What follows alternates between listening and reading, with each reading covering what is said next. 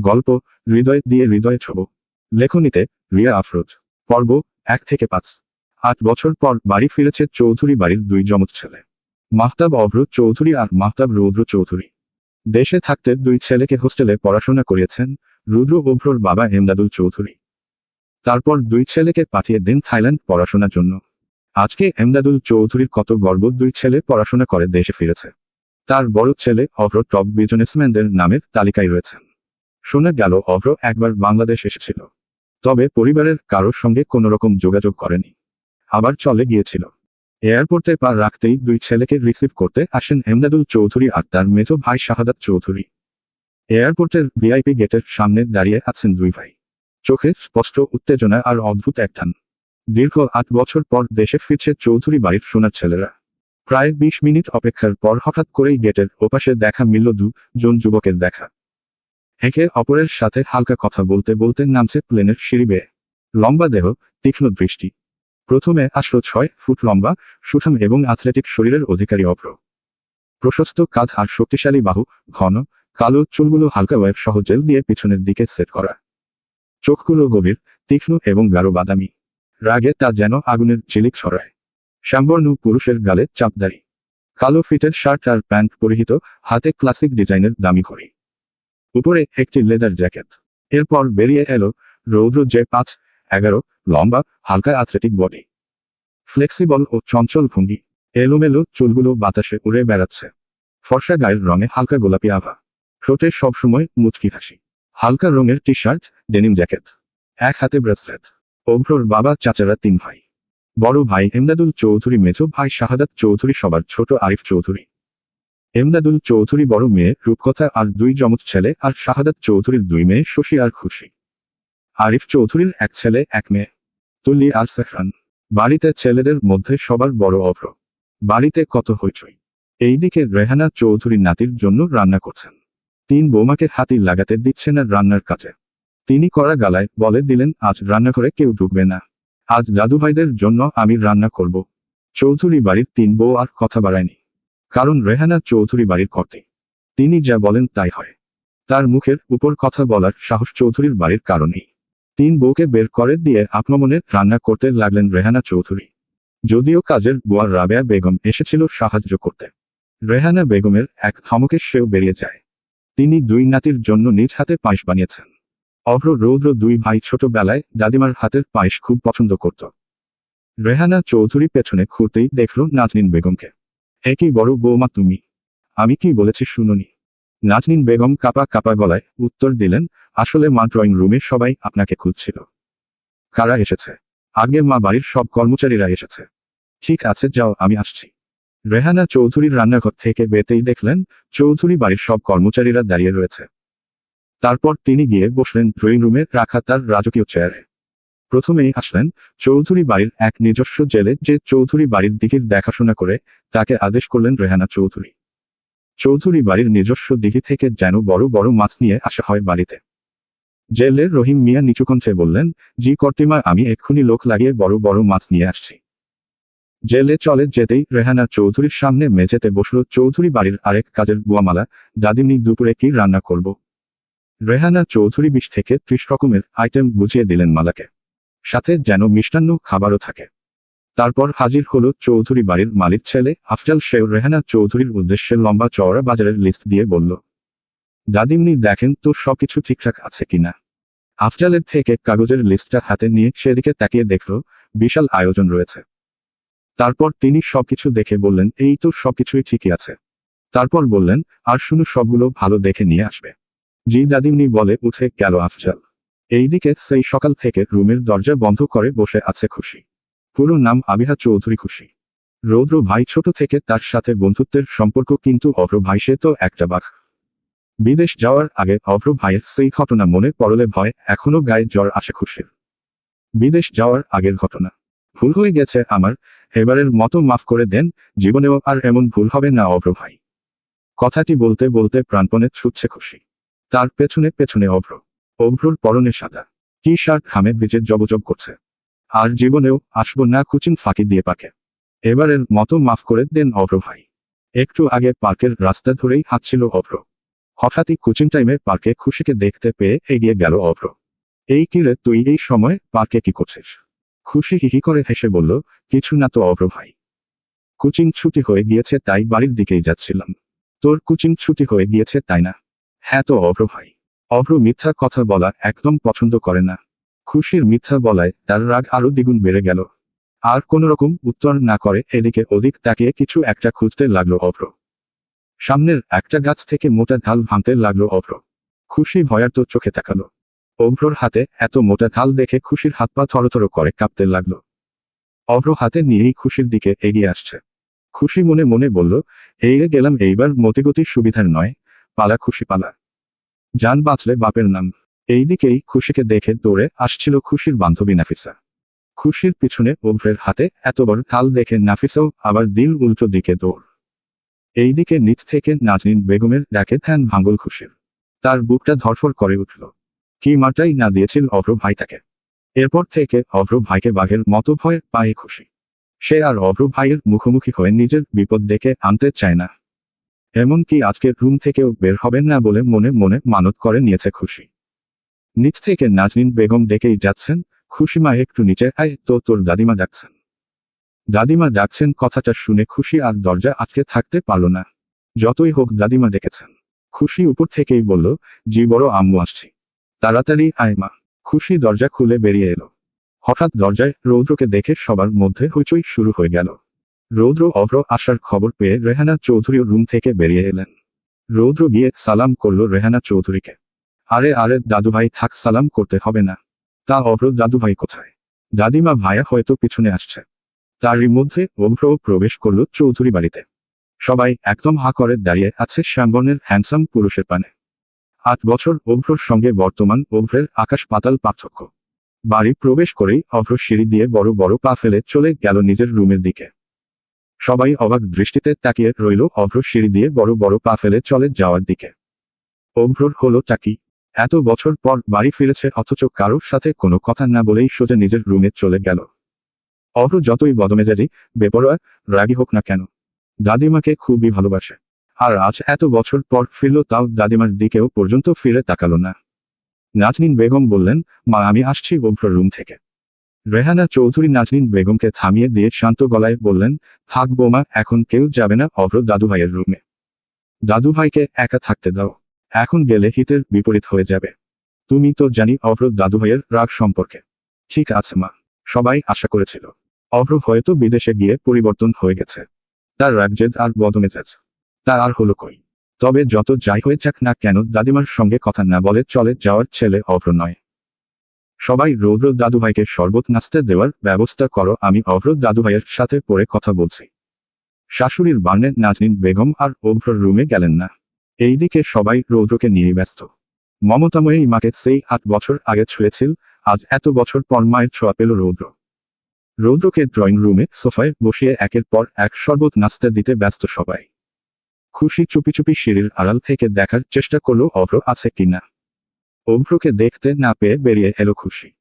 সে চুপি চুপি নিজের রুমে চলে যাওয়ার জন্য পা বাড়াতেই মরিয়ম বেগম রান্নাঘর থেকে ডেকে বললেন, খুশিমা এইদিকে আয় তো। কথাটা রৌদ্রের কান পর্যন্ত পৌঁছাতেই সেও এক পলক তাকালো সেদিকে। হঠাৎই তার চোখ আটকে যায় এক কেশবতী রূপসীর দিকে। চঞ্চল মেয়েটা তড়িঘড়ি করে রান্নাঘরের দিকে যাচ্ছে। রৌদ্র এক দেখাতেই খুশির উপর ক্রাশ খেয়ে গেল। এইদিকে রান্নাঘরে দুপুরের আয়োজন চলছে। ড্রয়িং রুমে বসে আছেন রেহানা চৌধুরী আর রৌদ্র। দুই দাদি নাতি মিলে বেশ আড্ডা জুড়ে দিয়েছেন। কিন্তু অভ্রর কোনো খবর নেই। কারণ এয়ারপোর্ট থেকে বাড়িতে এসে সেই যে দরজা বন্ধ করলো অভ্র, তারপর আর তার কোনো খোঁজ নেই। এই দিকে রান্নাঘরে 3 চা মিলে রান্নার মাঝেই রাজ্যের গল্প জুড়ে দিয়েছে। এমনি দিন হলে রান্নার সময় বেশি আড্ডা জুড়ো দিতে পারে না। কারণ করা শাশুড়ির রান্নার ফাঁকে ফাঁকে এসে দেখে যায় তাদের।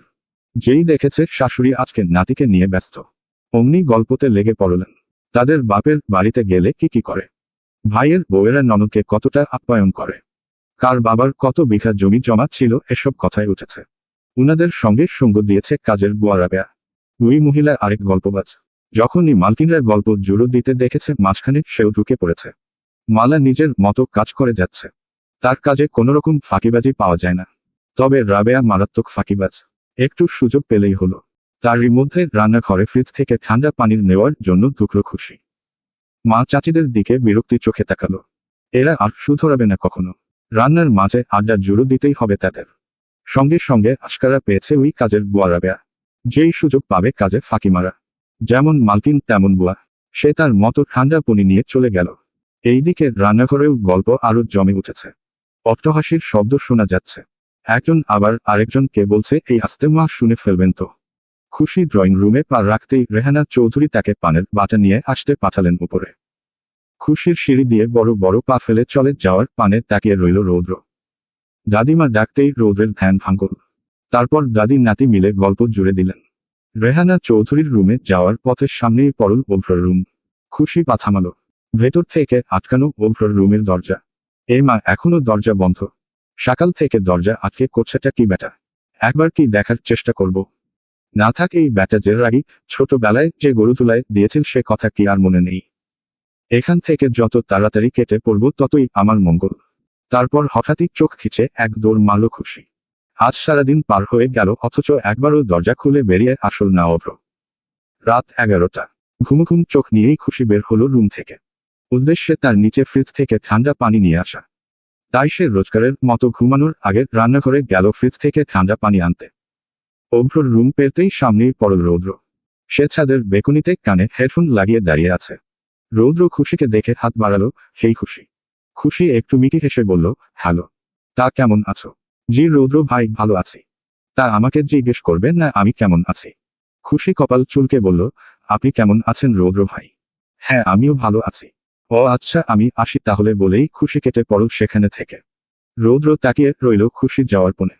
তারপর হাঁটা দিল তার রুমের উদ্দেশ্যে। আসার সময় খুশি লক্ষ্য করল রৌদ্র নেই। হয়তো রুমে চলে গিয়েছে। সে আপন মনে হাঁটা ধরল নিজের রুমের দিকে। হঠাৎ পেছনে থেকে দুই হাত তার মুখ চেপে ধরে ভেতর থেকে দরজা আটকে দিল। খুশির মুখ দিয়ে শুধু মুম করে শব্দ বের হলো। সঙ্গে সঙ্গে কেউ একজন খুশির হাত দুটো চেপে ধরল বেড়ে। খুশি আচমকা ঘুম ভেঙে লাফিয়ে উঠল। বুকটা ধরফর করে কাঁপছে। মনে হলো যেন কেউ তার মুখ চেপে ধরে বিছানায় আটকে রেখেছিল। ঘামে ভিজে গেছে শরীর। আমি তাহলে স্বপ্ন দেখছিলাম? কিন্তু এতটা বাস্তব কেন লাগলো? পাশে থাকা দেয়াল ঘড়িতে একবার চোখ বোলায় খুশি, রাত 12:45। কিছুক্ষণ স্থির হয়ে বসে রইল খুশি, তারপর নিজেকে বোঝালো, না ওসব ভাবলে হবে না। সবই স্বপ্ন। আবার ঘুমিয়ে যাই বলেই ধীরে ধীরে চাদর টেনে নিল মাথার ওপর। কিন্তু বুকের ভেতর ধরফরানি তখনও থামেনি। খুশি ধীরে ধীরে চোখ বন্ধ করল। খুশি বালিশের মাথা রাখতেই তার পেছনটা ভারী ভারী লাগলো। ফের ঘুরে তাকালো। পিছনে কেউ নেই। পর্দাটা হালকা বাতাসের নড়ে উঠল। খুশি কাঁপা কাঁপা গলায় বলল, ভূত ভূত ভূত ভূত ভূত এসেছে আমার রুমে। বাঁচাও বাঁচাও। খুশির চিৎকার শুনে পাশের রুম থেকে দৌড়ে আসল শশী। এই খুশি, তোর কি হয়েছে? খুশি বালিশে মুখ গুজে বলতে লাগলো, ভূত ভূত ভূত এসেছে আমার রুমে। শশী চারিপাশে চোখ বুলিয়ে বিরক্ত নিয়ে বলল, কই ভূত? দেখ খুশি, সবসময় বদারামি ভালো লাগে না, ঘুমা। না না আপু, ভূত এসেছিল আমার রুমে। তুই ঘুমাবি নাকি আমি আম্মুকে ডাকবো? খুশি ঠোঁট উল্টে বলল, এতক্ষণ ভূত ভয় দেখিয়েছে আর এখন তুই? তোরা কেউ ভালো না। শশী বিরক্ত চোখে কপালে হাত রেখে বলল, এই মেয়েটাকে নিয়ে আর পারি না। যাই তো বাবা, গিয়ে ঘুমুই। শশী হাই তুলে চলে গেল নিজের রুমে। এইদিকে ভয় ভয় চোখ নিয়ে খুশি চোখ বন্ধ করে পা থেকে মাথা পর্যন্ত কাঁথা মুড়িয়ে শুয়ে পড়ল। সকাল সকাল 10টা। মরিয়ম বেগম এলো খুশির রুমে। সঙ্গে মালাও। এই উঠো জমিদারের মেয়ে, ঘুম থেকে উঠো। খুশি ঘুমঘুম চোখ নিয়ে বলল, তাহলে তোমার বাবার বিঘা জমি আমার নামে লিখে দাও। তোর বাবার কি সম্পত্তি কম আছে? এতে কি কম পড়ে গেছে? এইটা নিয়ে থাক না। তাহলে আরেকটু ঘুমাই। মরিয়ম বেগম রেগে বললেন, এখন উঠবি নাকি পানি ঢেলে দিব? খুশির কোনো প্রতিক্রিয়া না পেয়ে মরিয়ম বেগম কাঁথার উপর দিয়েই পানি ছিটাতে লাগলেন। খুশি ঘুম থেকে লাফিয়ে উঠে বলল, আল্লাহর গজব পড়বে, আপনারা যা শুরু করে দিয়েছেন। গজব পড়বে তাই না? খুশি হাই তুলে বলল, হ্যাঁ আপনারা এত নিষ্পাপ অবলা মেয়েটাকে অত্যাচার করা শুরু করে দিয়েছেন। একথা বলে খুশি আবার শুয়ে পড়ল। মালা বাথরুমের স্পেশাল ঝাঁটাটা নিয়ে আয়তো। সঙ্গে সঙ্গে খুশি আবার লাফিয়ে উঠে বসল, আরে আরে আম্মু, আবার ঝাঁটার কি দরকার? আমি উঠছি তো, হি উঠছি। সঙ্গে আবার কোথা থেকে যেন হাজির হলো রাবেয়া বেগম। সেও পান চিবোতে চিবোতে বলল, ভাবিজান খুশি আপামনি কি করে জানে না? মরিয়ম বেগম তীক্ষ্ণ দৃষ্টিতে তাকিয়ে বললেন, কি? রাবেয়া বেগম চুন জিভে লাগিয়ে উত্তর দিলেন, খুশি আপামনি না সারা রাত ফোন টিপে ঘুমায়, তাই সকাল সকাল ঘুম থেকে উঠতে পারে না। তুমি জানলে কিভাবে? ভাবিজান, আমি একদিন রাতে এইদিকেই হাইতাছিলাম। খুশি আপামনির রুমে সারা রাতেই আলো জ্বলে। রাত জেগে ওইসব ডেরেমা টেরেমা না কিসব দেখে ফোনে। পাশে থাকা খুশি ভেঙচি কেটে বলল, এত বড় ঠাডাপড়া মিচা কথা বলার জন্য আপনি পেয়ে যাচ্ছেন হারপিক কোম্পানি থেকে 4টি হারপিকের বোতল ফ্রি। আর কি কিছু লাগবে? দেখলেন ভাবিজান, খুশি আপামনি কিন্তু আমায় অপমান করল। মরিয়ম বেগম চাটা নিয়ে তেরে আসতেই খুশি এক দৌড়ে রুম থেকে বেরিয়ে গেল। নিচে সবাই ডাইনিংয়ে নাস্তার জন্য বসেছে। অভ্র সেই যে কাল আসার পর রুমের দরজা লাগিয়ে দিয়েছিল, এখনো পর্যন্ত তার খবর নেই। রৌদ্র এসে বসল ডাইনিং টেবিলে। রেহানা চৌধুরী জিজ্ঞেস করল, দাদুভাই অভ্র দাদুভাই কোথায়? রৌদ্র বলল, ভাইয়ার সাথে কাল থেকে এখনো অবধি কথা হয়নি দাদিমনি। পাশে থাকা নাজনীন বেগম বললেন, মা আমি যাব অভ্র রুমে। না বৌমা, আমি যাচ্ছি। ঠিক আছে মা। রেহানা চৌধুরী আস্তে আস্তে সিঁড়ি দিয়ে উঠে গেলেন অভ্রর রুমের দিকে। দরজার বাহির থেকে ডাকলেন রেহানা চৌধুরী অভ্রকে। ভেতর থেকে কোনো শব্দ নেই। পরপর 3 বার ডাকলেন অভ্রকে। কোনো রকম সারা শব্দ নেই অভ্রর। রেহানা চৌধুরী আরেকবার ডাকতে যাবেন, ঠিক সেই মুহূর্তে দরজা খুলে গেল। বেরিয়ে এলো অভ্র, চোখে মুখে বিরক্তির চাপ। দাদু ভাই, তোমার সঙ্গে কিছু কথা ছিল। অভ্র গম্ভীর কণ্ঠে উত্তর দিল, হ্যাঁ দাদিমনি বলো। দাদু ভাই, তুমি কি কোনো কারণে রেগে আছো কারো উপর? অভ্র প্যান্টের পকেট হাত রেখে বলল, না। তাহলে খাবে না দাদু ভাই? খিদে নেই দাদিমনি। দাদু ভাই, সবাই অপেক্ষা করছে তোমার জন্য। নিচে চলো। দাদিমনি কথাটা বলার আগেই রেহানা চৌধুরী বলে উঠল, দাদু ভাই তুমি না খেলে আমিও খাবো না, বলেই অভ্র হাত টেনে নিয়ে যেতে লাগলো। দাদিমনি আস্তে, তুমি পড়ে যাবে তো। রেহানা চৌধুরী অভ্রর কোনো কথা শুনল না, সে অভ্রকে সাথে হাত টেনে নিয়ে গেল। ডাইনিংয়ে উপস্থিত সবার দৃষ্টি হঠাৎ নিবন্ধ হয় সিঁড়ির পানে। সিঁড়ি বেয়ে নামছে লম্বা দেহ, তীক্ষ্ণ দৃষ্টির পুরুষ। পরনে সাদা টি শার্ট, কাল প্যান্ট। ঘন কালো চুলগুলো হালকা ওয়েব সহ জেল দিয়ে সেট করা। হাতে ক্লাসিক ডিজাইনের ঘড়ি পরা অভ্রর দিকে। এক হাত রেহানা চৌধুরী ধরে রেখেছেন, অপর হাত প্যান্টের পকেট রেখে নামছে অভ্র। এইদিকে খুশির খাওয়া অর্ধেক হয়ে গিয়েছে। অভ্র আসার কথা শুনে সে তাড়াহুড়া করে খেয়ে চলে যাওয়ার ভাবনায় ছিল। কিন্তু হঠাৎ তার দৃষ্টি নিবন্ধ হলো সিঁড়ি বেয়ে নামা অভ্রর দিকে। অভ্রর নামার স্টাইল আর হাঁটার স্টাইল দেখে হৃৎস্পন্দন বাড়তে লাগলো খুশির।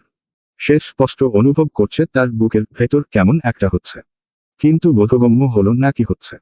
নিজের অজান্তেই বুকের পাশে হাত রাখল খুশি। একটা পুরুষ এতটা সুদর্শন আর হ্যান্ডসাম হয় কিভাবে? সেহরানের পাশের চেয়ারে বসে আছে তুলি। সেও অভ্রকে দেখে ফিদা। রেহানা চৌধুরী অভ্রকে নিয়ে এসে বসালেন তার পাশের চেয়ারটিতে। নাজনীন বেগমকে খাবার দিতে বললেন। ছেলেকে দেখে নাজনীন বেগম বেশ খুশি হলেন। এইদিকে রৌদ্র আপন মনে খেয়ে যাচ্ছে। রেহানা চৌধুরী করা গলায় বললেন, আমার দাদুভাইকে বড় মাছের মাথাটা দাও বড় বৌমা। রৌদ্র, দাদুভাইকেও দাও। অভ্র চোখমুখে কিছুটা বিরক্ত নিয়েই বলল, দাদিমনি এত ব্যস্ত হচ্ছ কেন? দাদুভাই, তোমরা না খেলে কে খাবে? ঠিক তখনই জবাব দিল পাশে থাকা সেহরান। দাদিমনি, তুমি কি আমাকে ভুলে গেলে? রেহানা চৌধুরী হেসে উত্তর দিলেন, না দাদুভাই। তোমরা 3 জন হলে চৌধুরী বাড়ির উত্তরাধিকারী। 3 ভাই মিলে চৌধুরী বাড়িকে ভবিষ্যতে দেখে শুনে রাখবে। তোমাদের ভুলে গেলে কি চলবে? বড় বৌমা সেহরান, দাদুভাইকেও একটা মাছের মাথা দাও। সবার এত কথার মাঝে একটাও উত্তর করল না অভ্র।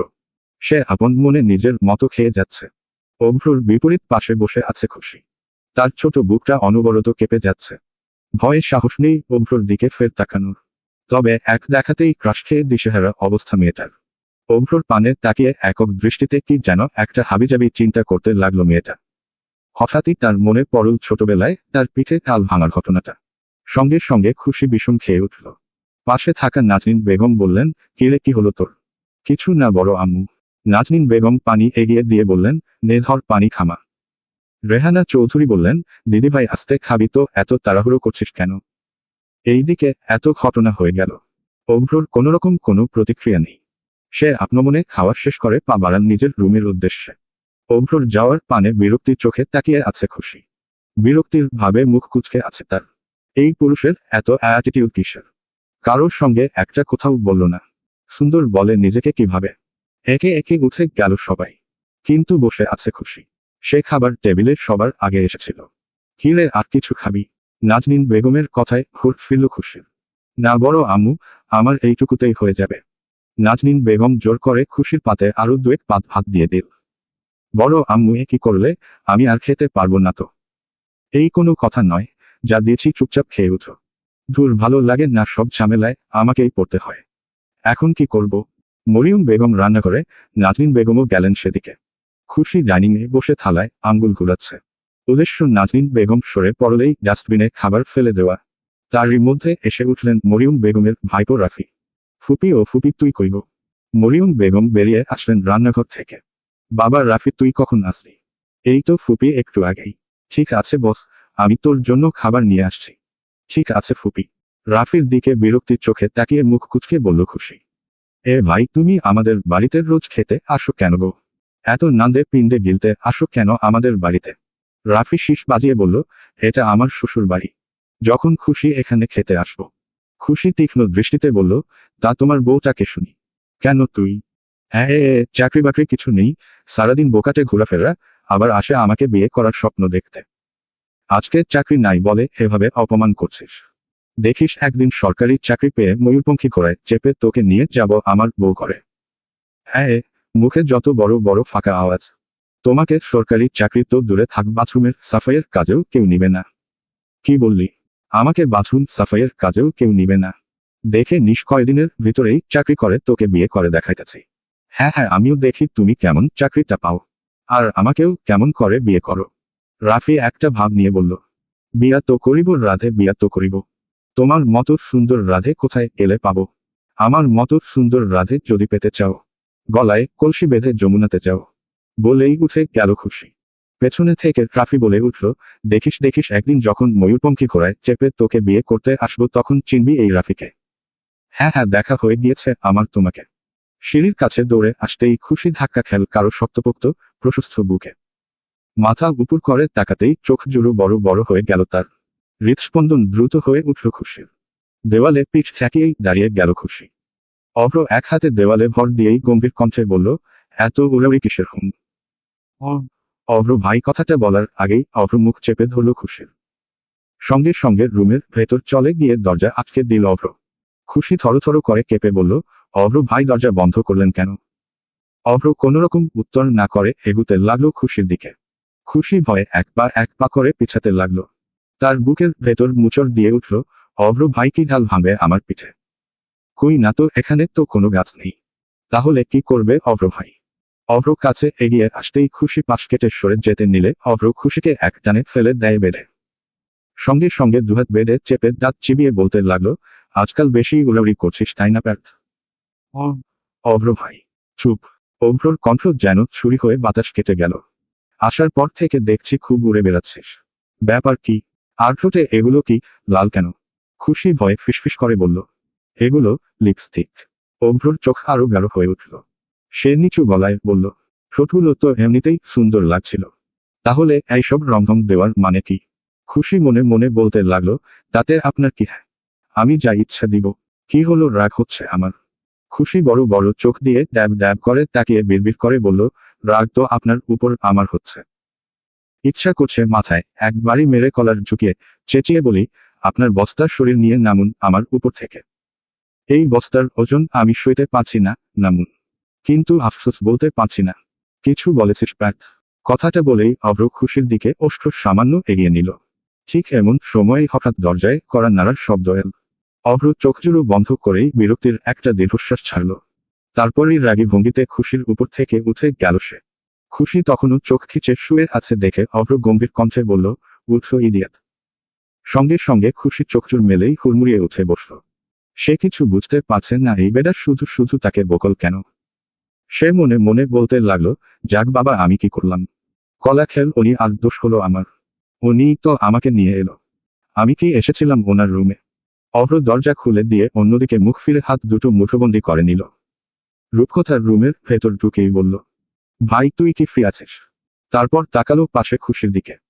সে খুশিকে অভ্রর রুমে দেখে কিছুটা অবাক হলেও ফের অভ্রকে প্রশ্ন করার সাহস পায়নি। এক পাশে মাথা নিচু করে দাঁড়িয়ে রইল খুশি। অভ্র গম্ভীর কণ্ঠে বলল, কেন? রূপকথা খুশির দিকে পলক রেখেই বলল, তোর সাথে কিছু কথা ছিল। ঠিক তখনই খুশি বেরিয়ে গেল। আসলে ভাই, দাদিমনি তোকে নিচে ডেকেছিল। পরশু তো আমার এঙ্গেজমেন্ট, সেজন্য। ঠিক আছে যা। রূপকথা আর কোনোরকম কথা না বাড়িয়ে হাঁটা ধরল বাহিরের দিকে। তার রাগী বদমেজাজি ভাইটা যে কাজই হয়েছে সেটা কি রূপকথার জন্য চারটে খানি কথা। সে খুশি মনে বেরিয়ে গেল। এই দিকে খুশি সিঁড়ি দিয়ে নামতে নামতে বলতে লাগলো, আমি লিপস্টিক দিয়েছি তাতে ওনার কি? এটা দেওয়া যে ভদ্রতা উনি সেটাও কি জানে না? আসলে ওনার নাম অভ্র না রেখে অভদ্র রাখা উচিত ছিল। অভদ্র লোক একটা। বসার ঘরে আড্ডা চলছে। রেহানা চৌধুরী, সঙ্গে তার 3 পুত্র রয়েছে। এমদাদুল চৌধুরী, শাহাদাত চৌধুরী আর আরিফ চৌধুরী। মূলত রূপকার বিয়ের আলোচনা চলছে তাদের মধ্যে। পাশে দাঁড়িয়ে রয়েছে চৌধুরী বাড়ির 3 বউ। রেহানা চৌধুরী তার 3 ছেলেকে নিয়ে বাড়ির বড় নাতনি রূপকথার বিয়ের আলোচনা তুলেছেন। দুদিন বাদে রূপকথার এনগেজমেন্ট। চৌধুরী বাড়ির বড় মেয়ের বিয়ে বলে কথা। সেজন্য রেহানা চৌধুরী বিরাট আয়োজনের উদ্দেশ্যেই 3 ছেলেকে ডেকেছেন। 3 ছেলের সঙ্গে আলোচনা শেষে তিনি ডাকলেন বাড়ির সব কর্মচারীদের। তাদের একে একে কাজ বুঝিয়ে দিয়ে তিনি আরাম করে বসলেন তার রাজকীয় চেয়ারে। ঠিক তখনই রেহানা চৌধুরীর দৃষ্টি ঠেকল সিঁড়ি বেয়ে অভ্রর দিকে। চোখে মুখে বিরক্তির চাপ নিয়ে সিঁড়ি বেয়ে নামছে অভ্র। তার এক হাতে ফোন আর অপর হাত প্যান্টের পকেট রাখা। অভ্র নেমে আসতেই রেহানা চৌধুরী অভ্রকে বসালেন তার পাশে থাকা সোফায়। অভ্র ফোনটা প্যান্টের পকেট রেখেই বলল, হ্যাঁ দাদিমনি বলো।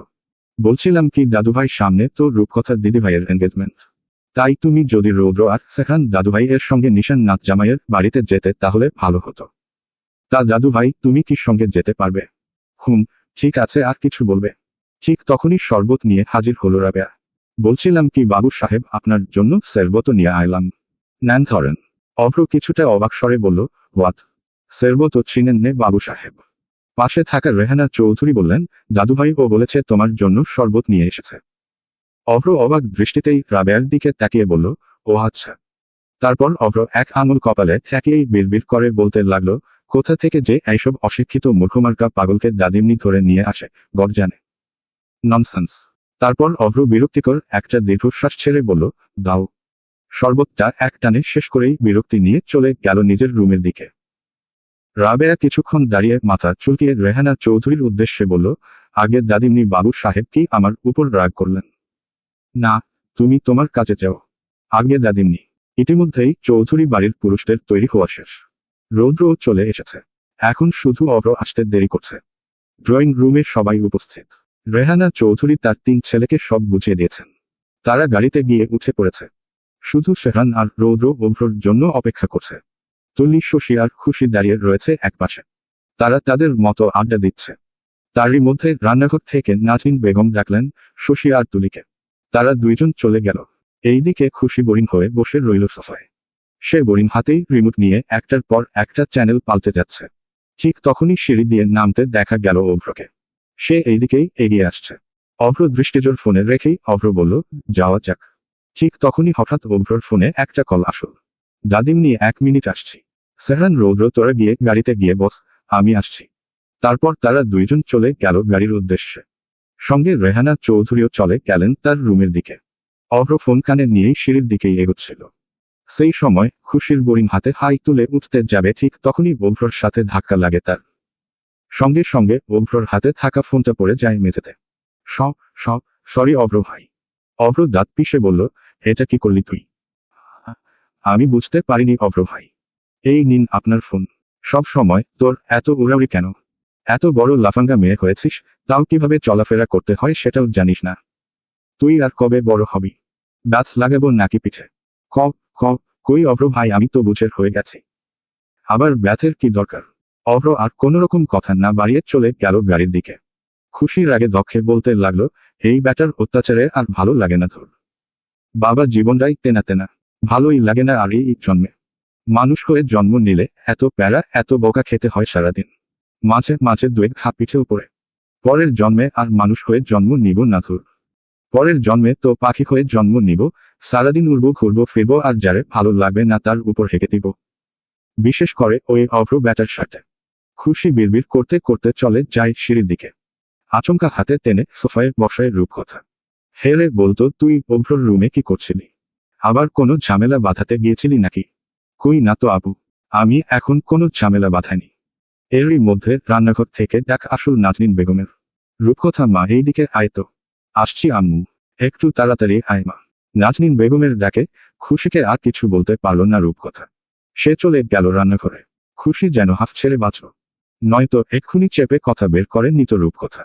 সেখানে অভ্রর দোষ থাকলেও সবাই তাকেই দোষ দিত। কারণ তাদের গুণধর ছেলে তো কোনো নারীর দিকে তাকায় না। নারী তো দূর থাক পুরুষের দিকেও তাকায় না।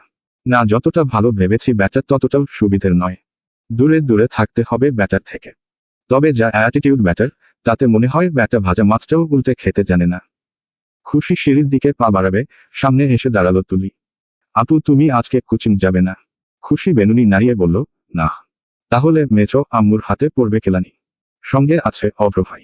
মনে নেই সেই দিনকার কথা? পিঠে যে ঢাল ভেঙেছিল তোমার? না, নেই। কেন? কারণ আমার স্মৃতিশক্তি হারিয়ে গেছে। অভ্র ভাই জানতে পারলে আজকে আবার তোমার সব স্মৃতি ফিরিয়ে আনবে। অভ্র ভাই জানতে পারলে তো? ব্যাটা বাড়িতে নেই, বাড়িটা কত শান্তি। একথা বলে খুশি আবার গা হেলিয়ে বসে পড়ল সোফায়। তুলি চিন্তিত কণ্ঠে বলল, দেখো আপু, সেটা না হয় বোঝালাম, কিন্তু মেজো মার থেকে বাঁচবে কিভাবে? তোমার স্যার তো হানিফ মিয়া কল করে মেজো মাকে সব বলে দিবে। খুশি গা হেলিয়েই মুখে একটা হাই তুলে জবাব দিল, আমার ফোন সুইচ অফ করে। আম্মুর ফোনে হানিফ স্যারের নাম্বার 2400 দিয়ে সেভ করে দিয়েছে, যেন হানিফ স্যার কল দিলেই আম্মু নিজের থেকেই কেটে দেয়। তুলি চোখ বড় বড় করে অবাক স্বরে বলল, হ্যাঁ তাই নাকি? কি সাংঘাতিক বুদ্ধি গো তোমার। এত বুদ্ধি কোথায় জমিয়ে রাখো তুমি? আমাকেও তো কিছু দিয়ে দিতে পারো নাকি? খুশি মুখ কুঁচকে তাকায় তুলির দিকে। সমস্যা নাই, ধার হিসেবেই না হয় রাখবো, পরে তার সময় মতো ফেরত দিয়ে দিব।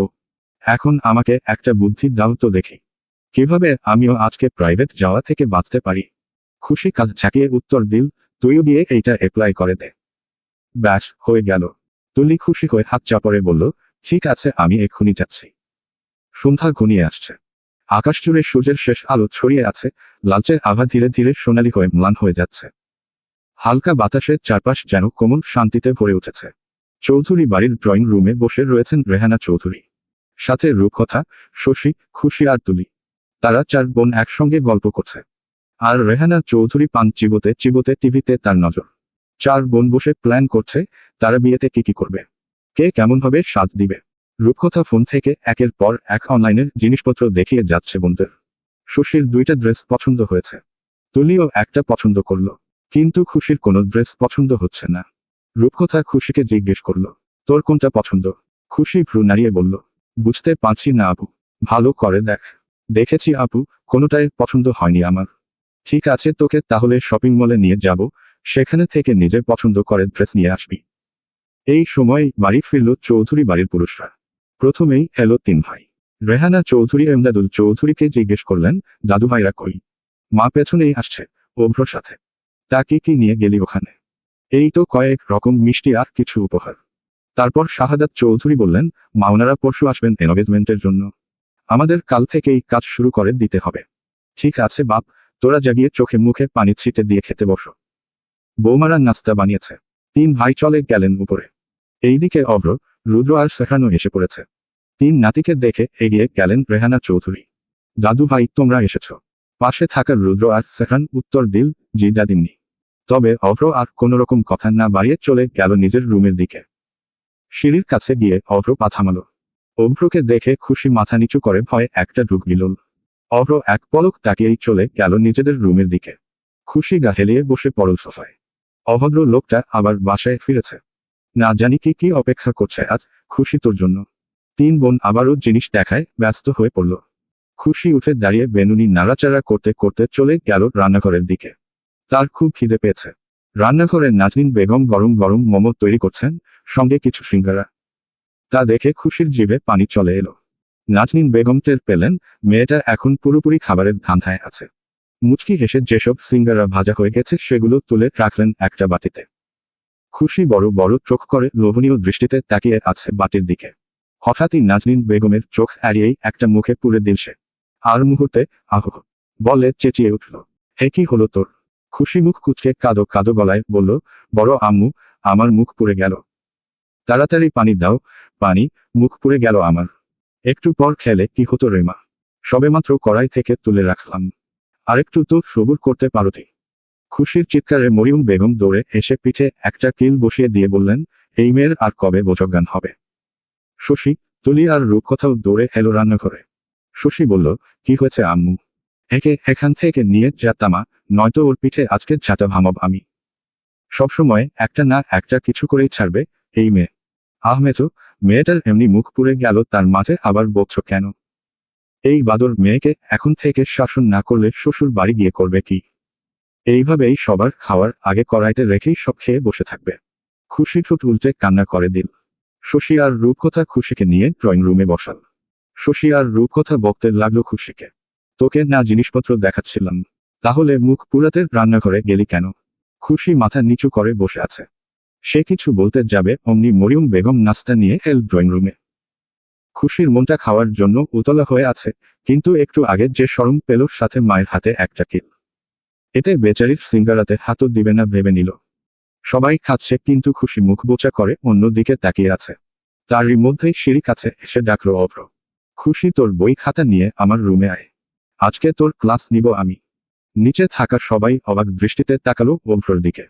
অভ্র কথাটা শেষ করেই আর এক সেকেন্ডও দাঁড়ালো না, চলে গেলে নিজের রুমে। খুশির কলিজা লাফিয়ে উঠল, ভয়ে কাঁপতে লাগলো সে। এই রে, আজকে তো কোচিং যায়নি, এখন কি হবে? কি পড়া দিব আমি অভ্র ভাইকে? কি ক্লাস নিবে আমার? পাশে দাঁড়িয়ে থাকা নাজনীন বেগম মুখে হাসি রেখেই বললেন, জামা যা, ভাইটা এতদিন পর পড়াবে তোকে, যা একটু পড়াশোনা কর গিয়ে। খুশি মিকি হেসে মনে মনে বলল, হ্যাঁ পড়াশোনা করাবেন না, আমাকে মারার ধান্দা। আজকে যে কি আছে কপালে আল্লাহই জানে। দূর সবাই মিলে শুধু আমায় মারে। ভালো লাগে না বলেই খুশি হাঁটা দিল অভ্রর রুমের দিকে। ড্রয়িং রুমে এত আড্ডার ভিড়ে আচমকা উঠে গেল শশী। পেছনে থেকে মরিয়ম বেগমের বললেন, কি হয়েছে মা? শরীর খারাপ লাগছে? না আম্মু, মাথাটা একটু ধরেছে, তাই রুমে যাচ্ছি।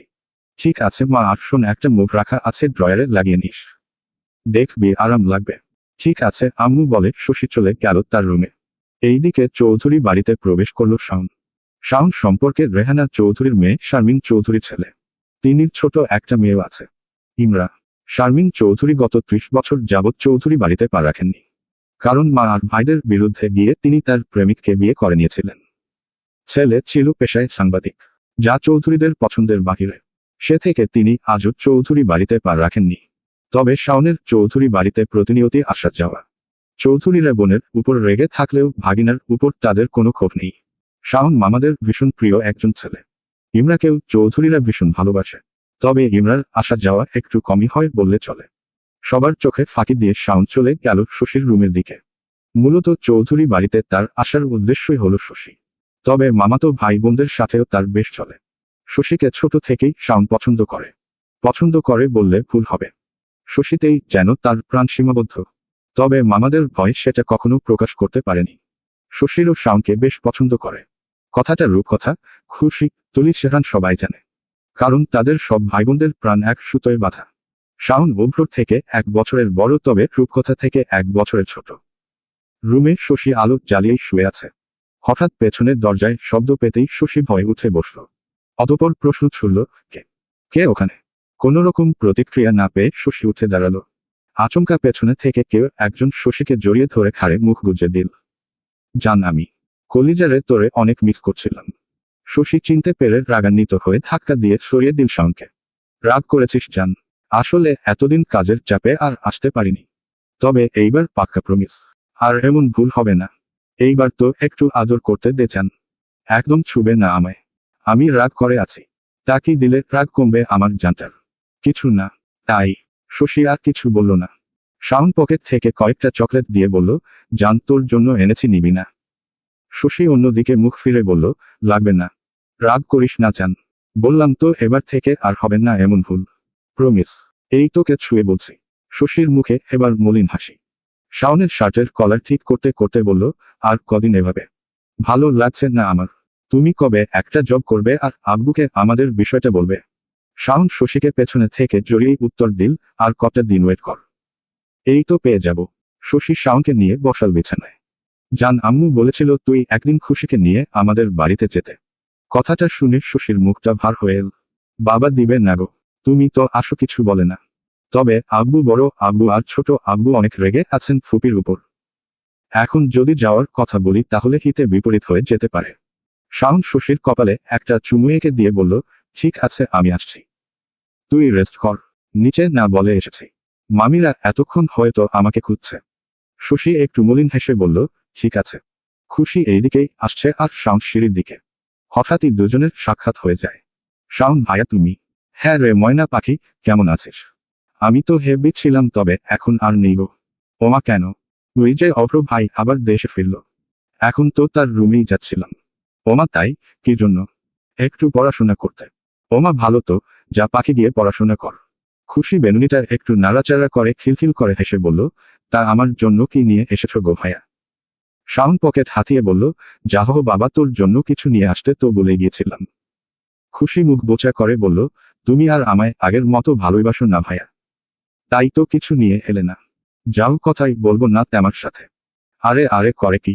ছোট পাখিটা দেখি রাগও করে। দাঁড়া, তোর জন্য তো চকলেট নিয়ে এসেছি। খুশির হাতে দিয়ে বলল, এতে চলবে? খুশি এখনো মুখ বোচা করে আছে। একটাতে হবে না ভাইয়া, আমাকে আরো চকলেট না দিলে তুমি যে আপুর সাথে ইটিস পিটিস করতে বাড়িতে আসো সেটা আব্বুকে জানিয়ে দিব। আরে না না পাখি, বলিস কি? কটা চাই তোর? আরো দাও। শাওন পকেট থেকে আরো কটা চকলেট বের করে বলল, নে বই নে, এই কটাই ছিল। কয়টা তোর বোনকে দিয়েছি আর বাকিগুলো তুই রাখো। তাও মামাকে কিছু বলিস না যেন।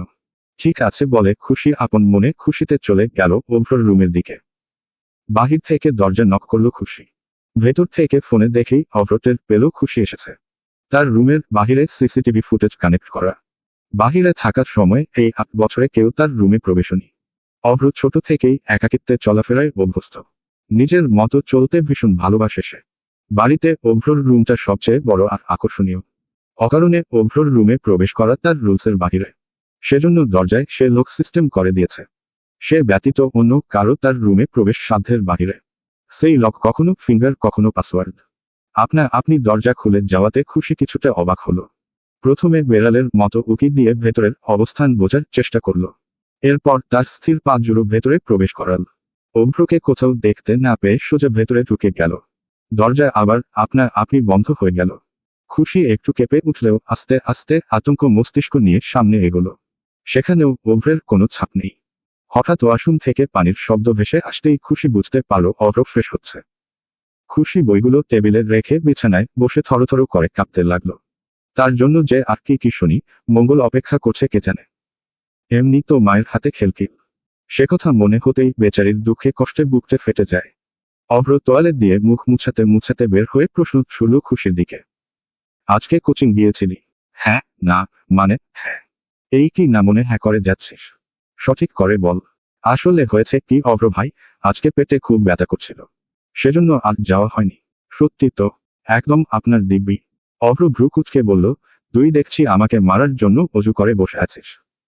খুশি মুখ কুচকে বলল, অভ্র ভাই অজু তো করে নামাজ পড়ার জন্য, আর তুই বসে আছিস আমাকে উপরে পাঠিয়ে দেওয়ার জন্য। খুশি আর কিছু বলতে যাবে অমনি গম্ভীর কণ্ঠে অভ্র বলল, কান ধর। কেন অভ্র ভাই? তুই ধরবি নাকি আমি আসবো? খুশি কাদো কাদো মুখ করে বলল, কেন অভ্র ভাই? আজকে কোচিং ফাঁকি দেওয়া প্লাস আমাকে উপরে পাঠানোর প্ল্যানের অপরাধে। আপনাকে উপরে পাঠাতে নয়। কথাটা শেষ করার আগেই অভ্র বলে উঠল, ও একটু আগে বাড়ি ঢুকার সময় বাগান পথে কয়েকটা মোটা তাজা লাঠি পরে থাকতে দেখেছিলাম। ওরা মনে হয় খুব মিস করছে আমায়। যাই এক্ষুনি একটু সাক্ষাৎ করে আসি। না না না না অভ্র ভাই, এই তো ধরছে কানে। আমি ধরছি তো। খুশি শব্দ করে কান্না করে দিয়ে বলল, এরা সবসময় মারার ভয় দেখায় কেন আমায়? অভ্র মুখ কপাল কুচকে খুশির কান্না দেখছিল। খুশি চোখজোড়ো হাতের উল্টো পৃষ্ঠে মুছেই কান হাত রাখল। উহু এভাবে নয়, এক পা উপর করে কান ধর, নয়তো স্কেল দিয়ে পিঠে চিহ্ন ফেলে দিব বেয়াদব। সোজা হয়ে কান ধর। খুশি কানে হাত রেখেই কাদো কাদো হয়ে বলল, বাড়িতে আপু ভাইয়ারা থাকতে আমাকেই এত শাসন করেন কেন? আমার পিছেই লাগেন কেন? হুম হুম কি বললি তুই? ন ন না কিছু বলিনি। ওরা মানুষের মতো মানুষ হয়েছে, এদের শাসনের প্রয়োজন নেই। হোসনি শুধু তুই, তাই তোকে শায়েস্তা করতে চলে এলাম। এই দিকে রেহানা চৌধুরী তুলিকে বললেন অভ্রকে ডেকে দিতে। তুলি ভয়ার্ত চোখ নিয়ে বলল, উহু দাদিমনি, আমি এখন যাব না। উপরে অভ্র ভাই খুশি আপুর ক্লাস নিচ্ছে, আমি গেলে আমারও নেওয়া শুরু করে দিবে। এমনই ভালো আছি, তুমি যাও। রেহানা চৌধুরী বিরক্তি নিয়ে বললেন, একটাও কাজের না, সেই আমাকেই যেতে হবে। রেহানা চৌধুরী চলে যেতেই তুলি হাতে থাকা পপকর্নের বাটিটা নিয়ে বসল সোফায়। আর উপরের দিকে ভয়ার্ত চোখে তাকিয়ে বলল, কি জানি বেচারি খুশি আপুটার উপর দিয়ে কি পরিমাণ অভ্র টর্নেডোর পূর্বাভাস বয়ে যাচ্ছে। এরই মধ্যে ড্রয়িং রুমে হাসতে হাসতে প্রবেশ করল সেহরান আর শাওন। দুই ভাই ফোনে কি যেন দেখছে আর হাসাহাসি করছে। ভাইয়েদের এদিকে আসতে দেখে তুলি চলে গেল নিজের রুমে। হঠাৎ সাউন্ড ফোনের স্ক্রিনে এক তরুণীর অশালীন পিক দেখে বলল, জানিস কি সাফরান, ছায়েদ বেলায় কত কষ্ট করে মাতৃভাষার সব ধরনের গালি শিখছিলাম, কিন্তু চর্চা করার অভাবে অধিকাংশ গালিই ভুলে যেতে বসেছি।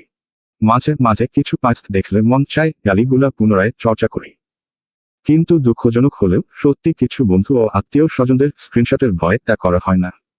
আমাদের ঐতিহ্যবাহী গালিগুলা আজ বিলুপ্তির পথে। আমি হতাশ। তা বলে একটা গালি ছুড়েও দিল। ঠিক তখনই শাওনের ফোনে একটা কল এল। ফোন কানে নিতেই শাওন ছ্যাঁতে উঠল। ফোনের অপর পাশের লোকটিকে বলতে লাগলো, ভালো মানুষই চোদাও মাঙের নাতি, একদম এক থেরাপি দিব, মনে রাখবা এই শাওনকে। বলেই তড়িঘড়ি করে আবার বেরিয়ে গেল। শাওনের চলে যাওয়ার পথে সাফরান অবাক দৃষ্টিতে তাকিয়ে রইল। এ ছেলের হলোটা কি? এসব সময় মানুষকে এত গালিগালাজে ব্যস্ত থাকে কেন বলেই নিজের রুমের দিকে চলে গেল। পরবর্তী পর্ব পেতে রিয়া আফরোজ পেজটি ফলো দিয়ে রাখবেন। ধন্যবাদ। খুশির কান্না দেখে অভ্র উঠে আসল সোফা থেকে। এতক্ষণ সে ল্যাপটপ হাতে কি যেন করছিল, আবার মাঝে মাঝে খুশির দিকেও নজর রাখছে। বাহির থেকে কারো দরজা নক করার শব্দ পেয়ে খুশির দেহে প্রাণ ফিরে এল। হয়তো দাদিমনি নয়তো বড় আব্বুকেও একজন তো হবেই। এইবার হয়তো তার শাস্তি মুকুফ। অভ্র বিরক্তি নিয়ে উঠল। যেই খুশি পা বাড়াবে। অভ্র গম্ভীর কণ্ঠে বলল, উহু পা নামাবি তো পা ভেঙে দিব। তুই কান ধরেই দাঁড়িয়ে থাক, আমি দেখছি। দরজার লোকে টাচ করতেই ভেতর থেকে খুলে গেল। রেহানা চৌধুরী ভেতরে পা রাখতেই কান ধরে দাঁড়িয়ে থাকতে দেখল খুশিকে। রেহানা চৌধুরীর বুঝতে বাকি নেই, নিশ্চয়ই মেয়েটা অভ্রর অবাধ্য হয়েছে, ফলস্বরূপ এই শাস্তি। তিনি মুখে মুচকি হাসি রেখেই বললেন, দাদুভাই তোমার সঙ্গে কিছু কথা রয়েছে। আর খুশি দিদিমনি তুই এবার আয়। খাঁচা থেকে পাখি মুক্ত হলে যেমন একছুটে পালায়, খুশির ক্ষেত্রেও তার ব্যতিক্রম নয়। সে মনে মনে বলতে লাগলো, পালা খুশি পালা। জীবনে বেঁচে থাকলে আর এই হিটলার অভদ্র পুরুষের সামনে পড়বি না। সে একছুটে গিয়ে নিজের রুমের দরজা বন্ধ করে হাঁপাতে লাগলো। তারই মধ্যে কারো টোকা দেওয়ার শব্দ পেল দরজায়, কিন্তু ভয়ে খুলছে না সে। বাহির থেকে শশীর কণ্ঠস্বর ভেসে আসতেই খুশি দরজাটা আলতো করে খুলল। কিরে, দরজা আটকে ছিলি কেন? কিছু হয়েছে? না আপু, তবে আমি এখন ঘুমাবো। পায়ে ভীষণ ব্যথা। ওমা, কি হয়েছে তোর পায়ে?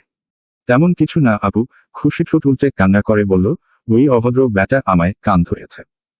কথাটা শুনে শশীর হাসি পেলেও সে মুখ চেপে হাসি আকটে রাখল। নিশ্চয়ই কিছু করেছিস? না আপু, আজকে কোচিং যায়নি সেজন্য। একদম বেশ করেছে অভ্র ভাই, তোর তো ভাগ্য ভালো তুই এখনো সুস্থ আছিস। আম্মু যদি জানতে পারে তাহলে কি হবে জানিস? আর ভয় দেখাস কেন আপু? এমনি অভ্র ভাইয়েরটা কি কম হয়েছে নাকি? শশী মুখ টিপে হেসে বলল, নে এখন শুয়ে পড়। না। কেন? কারণ আমি ঘুমালে কেউ একজন আসে আমার রুমে। আমি স্পষ্ট অনুভব করতে পারি কেউ আমার কানের কাছে কিছু ফিসফিস করে। তবে ঘুম ভাঙতেই আর কাউকে দেখতে পাই না। বাজে বকিস না তো। না আপু, সত্যি। কেউ স্পর্শ করে আমায়। চলবে।